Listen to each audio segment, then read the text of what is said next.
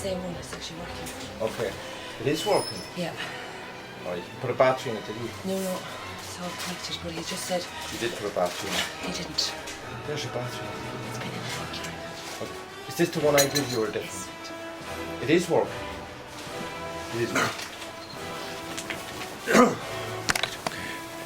he said about the headphones, I'm showing you how to set up the headphones. You might be connected. You have to send you tools and... No, I did it with the wet. Anyway, as long as it's working, we'll go with it. Sorry about this, Tom. That's fine.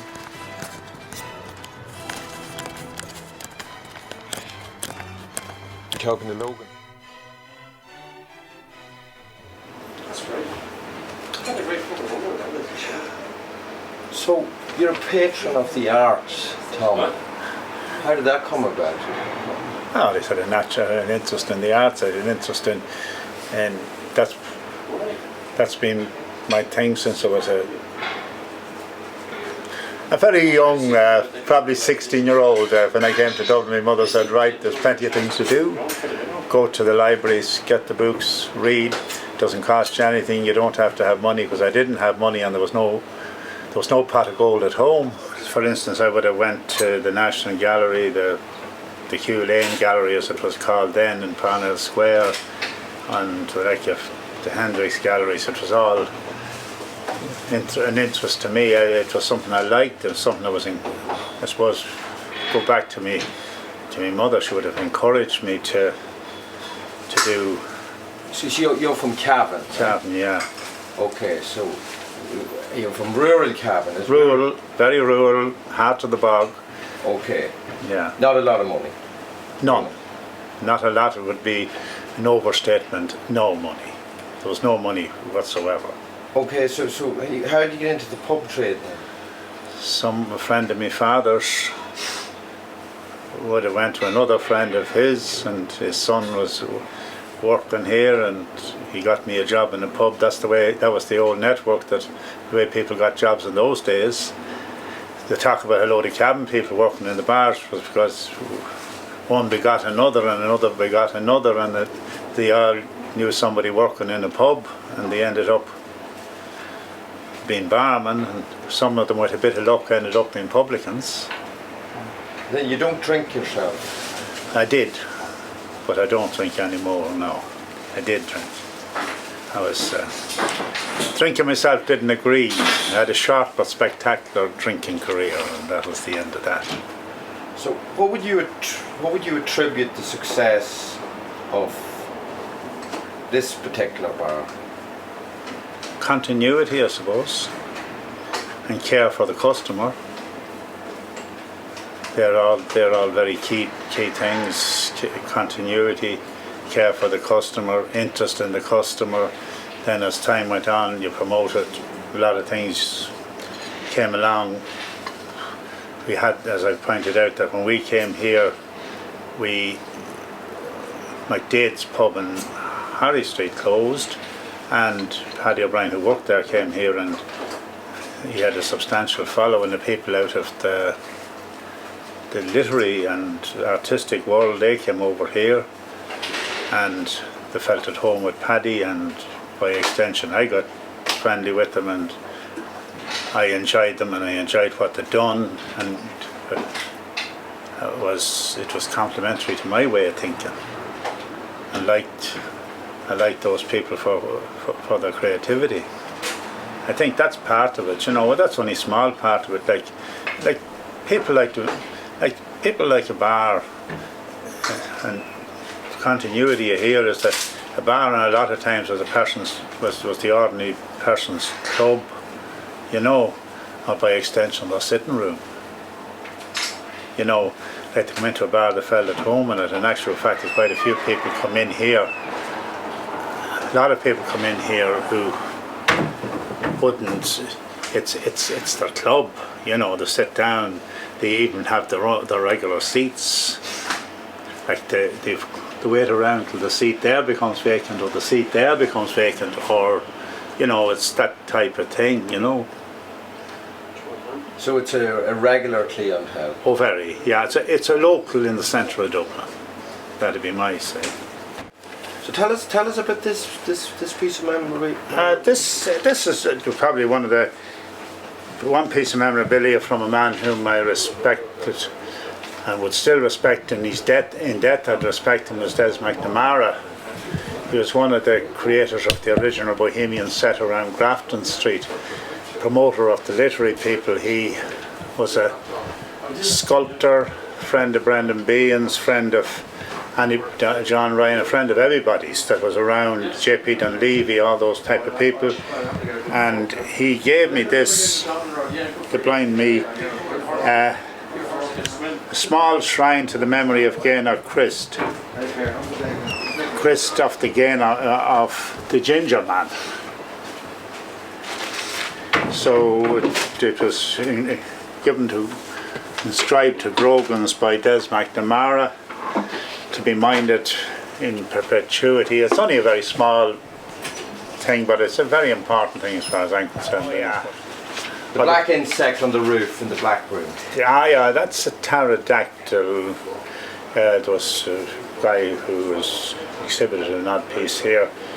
Paddy Hassett, he was a Clare, he was from Clare, and he was working for a number of years in Louvain, and he brought that back and he put it up there, and there it remains. I became attached to it. I think it's interesting. It's rough and it's sophisticated at the same time. It's a strange thing to say, but it is, you know. But that's only a small part of the art here, you know. There's so many different things I'm very proud of in this place. Would you call this pub the bar of saints and scholars? Definitely not saints, maybe scholars. Everyone here is a scholar. So you're not keen on saints? No, I don't like saints at all. Saints are too hard to live with. You wouldn't live with a saint. Ted McAnulty, who's from your county in Cavan. Yeah, Ted McNulty. He wrote a poem, and Grogans is in the poem, isn't it? That's right, Ted McNulty. Yeah, indeed. Yeah. Ted was a man that came in here quite a bit. He lived up on Stephen's Green.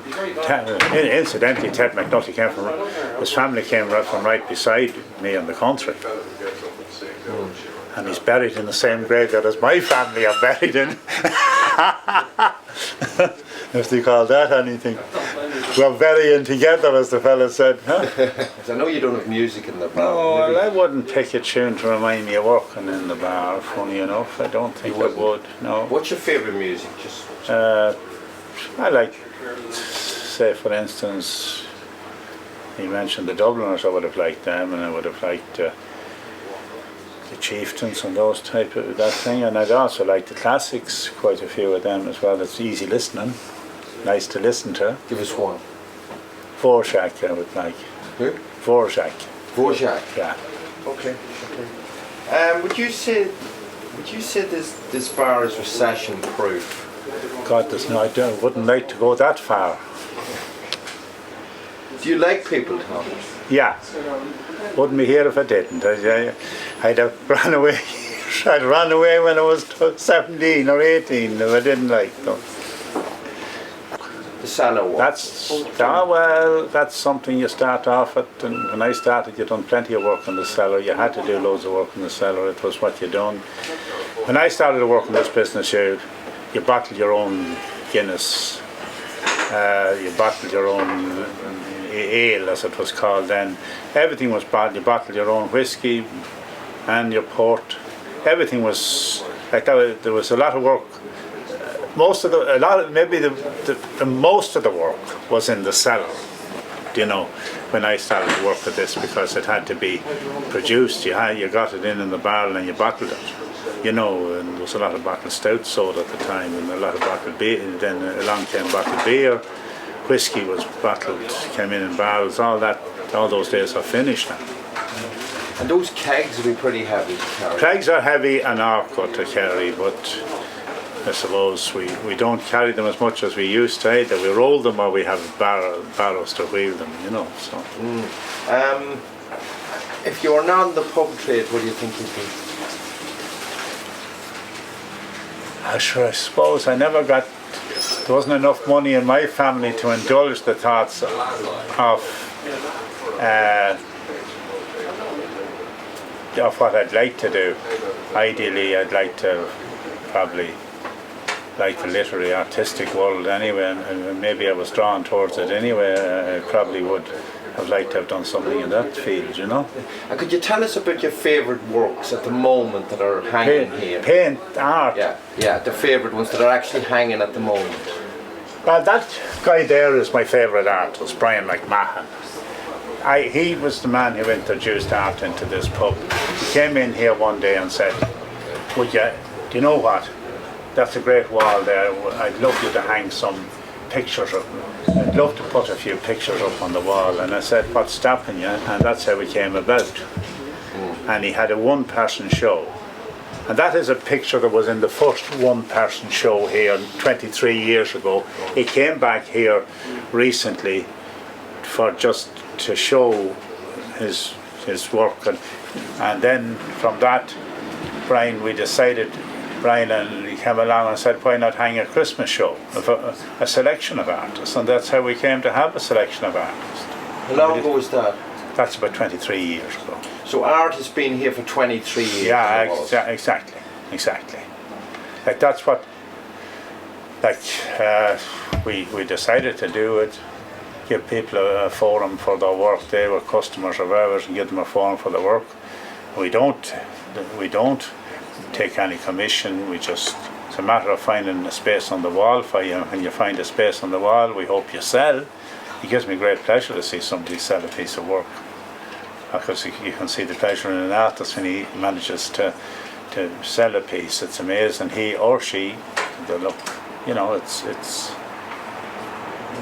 You'd probably sell more here than an art gallery. Sometimes you would. Yeah, you would.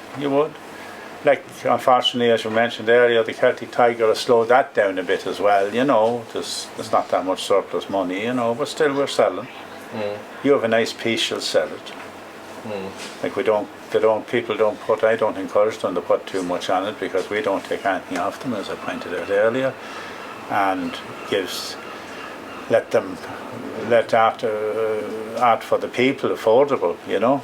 And it changes every 6 months, isn't it? 6 to 12 months. It's usually 12 months, Christmas to Christmas. But like I had a rule of thumb that nearly most pieces will sell within the 12 months. Everything. There's a buyer for every piece of art here. Everyone has a different. If you stopped a group of people in here and brought them around, maybe 10 people, you'll find that very few of them would point to the one piece, you know, what they like, you know. So for that reason, I reckon that you'll sell eventually. Somebody comes in and says, what does he want, or she? What does he want for that piece? She want for that piece? And they say, all right, I'll buy it. You know, that's the kind of way it is. And what do you do with the ones that don't sell? Go back to them. And if they don't come back for the picture? We accumulate them. There's a load of them upstairs that will be collected someday, we hope. At a particular time, do you see them? Oh yeah. Brilliant.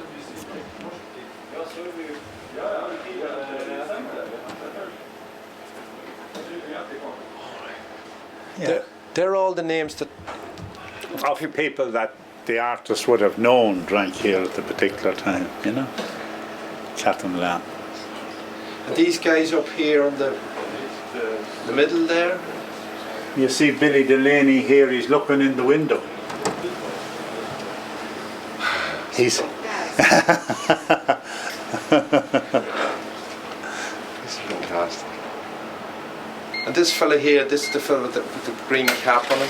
Joey Magic, he does, he's a bit of a child, he's a child entertainer, you know, the kind of a child party entertainer, a balloon man, you know. All right, okay. Off the record, his sister was a friend of mine, and she used to call him, she said to me, "Did you see him lately? Foolish face," she used to call him. I thought it was very funny. He was a clown. And these guys here at the bottom? No, that's Charlie Brady. Charlie was a well-known artist, quite Yeah. well-known American artist. Dave O'Hara, poet. Bridget McLaughlin, a journalist with the independent newspapers. Willie Turner, we called him Rembrandt because he was always selling prints. So I christened him Rembrandt. That's a guy called Tom O'Connor, worked in the museum. That's the artist herself there. Catherine Lamb, and she put the thing down her face. Pat Lyon's dead. That's myself. I'm in a bad spot, and that was Catherine Lamb's boyfriend at the particular time. How long has it been there? That's there about 18 years. And the other is there about 16 down the bottom one. And you were saying most of the people are dead. Dead, dead, dead, dead, dead, dead, dead, dead, dead, dead, window, dead. That's unbelievable. Telling you, How many of them are alive? Would that be easier to point out? find out there's 1, 2, and myself at the moment, 3, 4, 5, and 8 alive, 8 living out of that. 8. And there's about, there's many dead. 1, 2, 3, 4, 5, 6, 7, 8, 9, 10, 11. 11 dead. There's a majority of them are dead. And the other is the Night People. Think of Juna Barnes. She wrote a book called The Night People. Night People are the Well, you've talked about the night people. I I think. will. Night people are the people whose day only started at night. Paddy, he's a ceramic artist, Paddy Maloney, ceramic. Michael Doohan, Stevie Winder,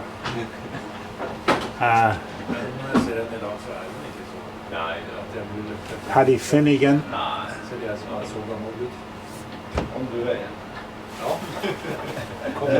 Paddy O'Neill, Kevin Liddy, movie maker as well. Peter Kelly, who walked behind the bar, the fellow with the feather duster in Fulham.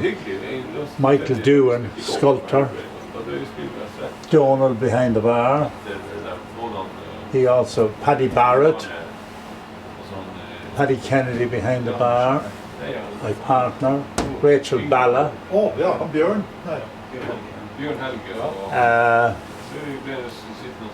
Michael Hartnett.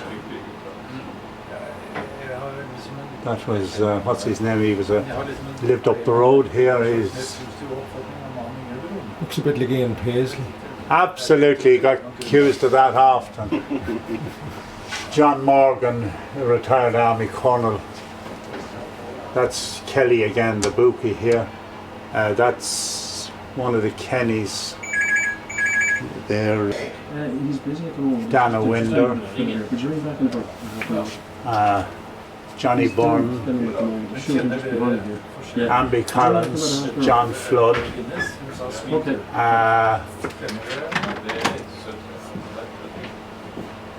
Grim man, I don't know who he is. Eamon O'Doherty. Corbin Walker, sculptor.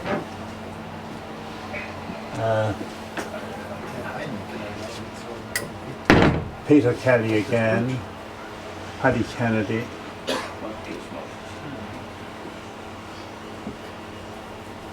Dana Winder. That's a fellow we call Barabbas, Michael McDonough. Another one of Paddy Maloney. He had a good head. He got a couple of coverages in it. He had a good head for sculptor. Okay. That's fine. So.